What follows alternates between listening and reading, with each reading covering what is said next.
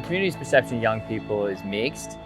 IFOS recently did a survey with young people and heard from young people on this. And young people said things like they see us as immature, they think that we can't do anything right, troublemakers. That kind of perception I feel like is really strong in our community. And they have an overlook on young people and they go, oh yeah, you know, they're all just rat bags and they're bad.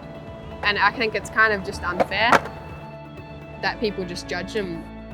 The community generally often have a negative viewpoint of young people, and I think generationally it's very easy to look back at young people and make judgments around what young people are going through or some of the behaviours that we see in community.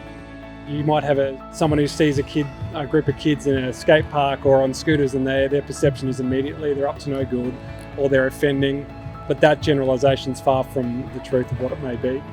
Studies have shown that it's around 90% of offending is from a very small percentage of youth. Rather than all youth offending, it's a small proportion.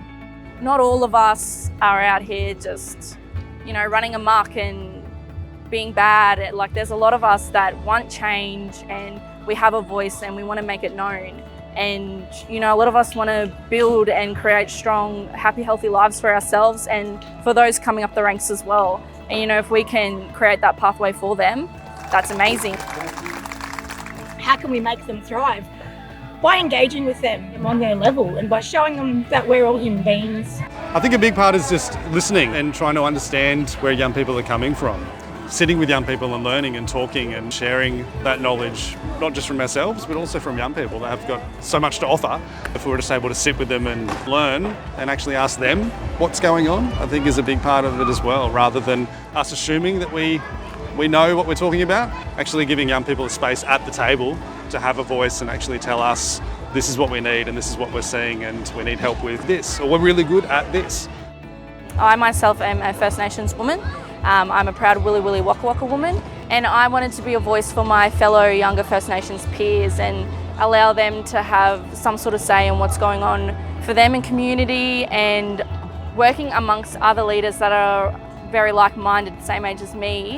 Yeah, it's just been pretty incredible, and it was something that I really wanted to be a part of, and I wanted to create change in our community. We are youth, we know what's going on, and we face these issues and we have big ideas and we know what we want. To be a part of Rewired was a really surreal experience, to know that what I had to say in response to the planning and the organisation of an event like that was amazing. And it felt like I could make a tangible change for positive mental health. Yeah, I believe the community can support our young people by really simply believing in them. They can do incredible things when we actually share that ownership or share that leadership and responsibility and give them a really good go. No matter what lived experience you do have, it's worth sharing, and that no matter what you do, you can get involved and your experience matters. And it's our responsibility as a community and as leaders within our community, as adults, to be nurturing and supporting our young people to navigate those challenges in life, which we all had to navigate at some point. A lot of kids are really, really decent kids, yeah. Together we thrive.